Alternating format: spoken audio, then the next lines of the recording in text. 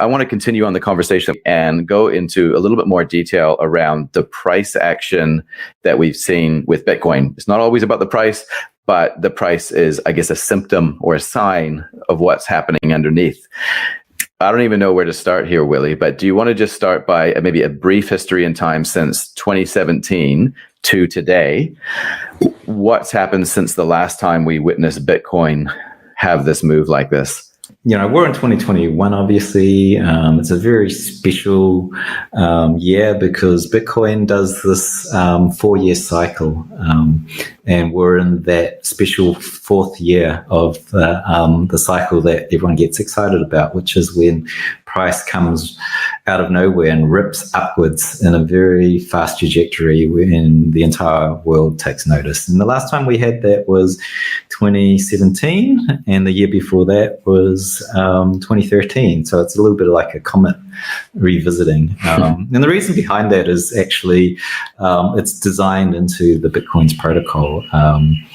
When you start this network, you've got to give the coins out, right? And so we bring them into existence by mining them. And so like miners will come in and put in a lot of electricity to process the transactions. For that, they get a reward of new coins being mined into existence. So this is kind of the inflation schedule of Bitcoin. And so every 4 years, the rate at which these new coins are brought into existence halve.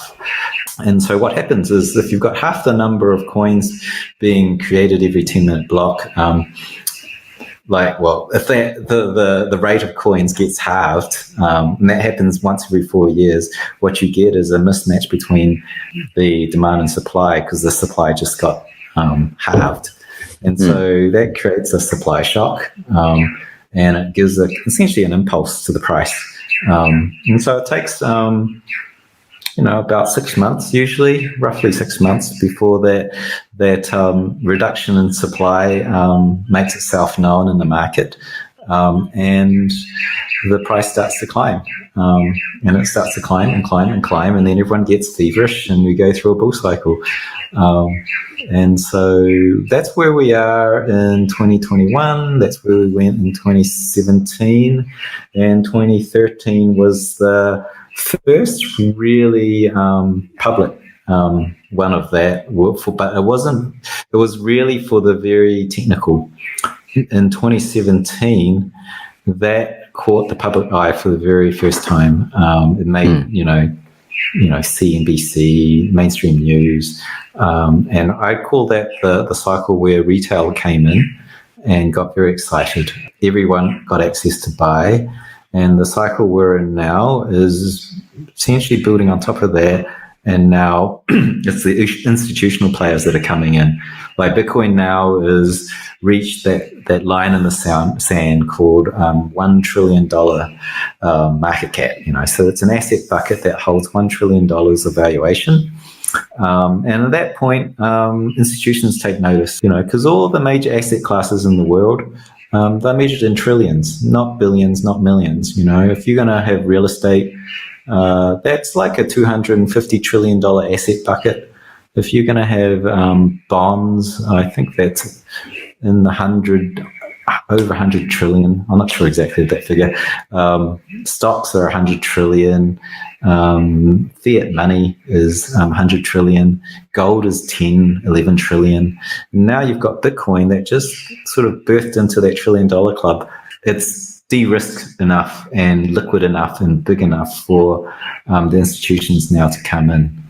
You put out a tweet not that long ago where it says, in terms of adoption, Bitcoin is roughly the same users as the internet had in 1997. With this wave that's coming up, the retail people haven't gone away. The institutions are now moving in. These are big, big wallets that are being unloaded and scooping up these coins, right? So things are about to get interesting, right?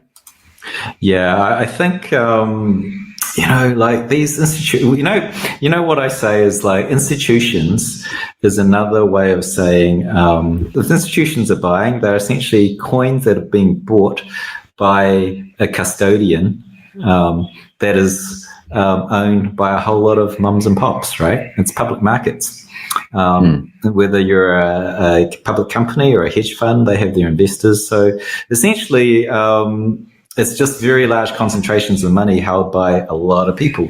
And so if you were to say Tesla bought $1.5 billion of Bitcoin a few months back, that I don't know how many people own Tesla stock, but that's a lot that now have exposure to Bitcoin. And I think it de-risks the failure points, because the more people that have vested interest in the network and holding Bitcoin, the more that's going to be defended against, attackers like governments and politicians that want to shut it down. Even if I don't think they could shut it down, but it just makes it more difficult for them to provide bearish action to this. And going back to I do want to address the internet adoption kind of analogy, because I did this research near the start of this year, and I brought all the data points from forensically looking on chain, on the blockchain, to see the individuals that are buying in, and also through industry surveys that have been buying in through the exchanges. It's been a very, very consistent doubling over 12 years. Well, the first year just went crazy high, and then after that, it's almost like a Moore's law. Every year, the number of users that are on the network double. And so we're currently at around 2 to 2.5% of the world that have exposure to this asset class. And so that's significant if you think about next year that being 5%, the year after that being 10%, and so forth. So current projection right now is in the next 4 years, 1 billion people will have exposure to this asset. And remember, this trend has been going on for 12 years. So it's not at all outrageous. It's actually a conservative estimate that 1 billion people have access in the next 4 years, and then after that, 2 billion, and so forth. So we're very much on the tail end of the adoption, even though we're only 2 to 2.5% in. So yeah, it's interesting. We're 1997, you said? Yeah, that's right, 1997, and it's only a short amount of time between 1997 and say 2005 where it was like everywhere. For the internet. If that's kind of where we're at in terms of users, like in terms of adoption, but also in terms of what we have discovered it can do for us, then that's just blowing my mind. As users increase, is it reasonable to assume that the price for Bitcoin will increase at a similar sort of rate? Not as much as it had in the past. As it gets close to saturation, obviously you're not going to get the same kind of gains, but certainly the kind of gains that we can get from Bitcoin now is going to completely crap all over traditional investments. And actually, you can, in terms of, there's one thing to have high gains, but the other one is to measure the risk involved in it. Most of the risk in Bitcoin has been removed. If you're a long-term investor, not in the short-term investing or trading, but for the long-term investor, is very much removed. I've got a chart of that. What you're saying though is the risk is removed because what? Because the user base is larger and it's more distributed. Yeah, the user base the bigger the capital, the more sea of money there's out there. It's harder to move an ocean like quickly. The thing starts to move slowly. It's probably the metaphor to use. So the liquidity increases, so if you want to sell a lot of it, there's probably someone else that's going to take the other side of it and you can sell into that buyer. So the price doesn't move as much because liquidity base is there. So the volatility starts to drop. And in fact, if you chart that over the long term, we're looking like a dozen years from now, if this continues, which it has for 12 years, A dozen years from now, we'll start to move down into the volatility of, believe it or not, like the US Euro pair at peak volatility. In a dozen years, we'll be in amongst that kind of volatility, which, Wow. it sounds pretty outlandish if you're used to the volatility today, but the 12-year history of it is the trend down is very, very consistent.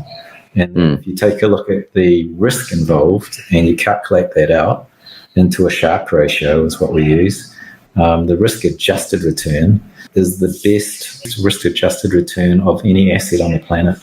And it's been that since the birth of Bitcoin. Phenomenal.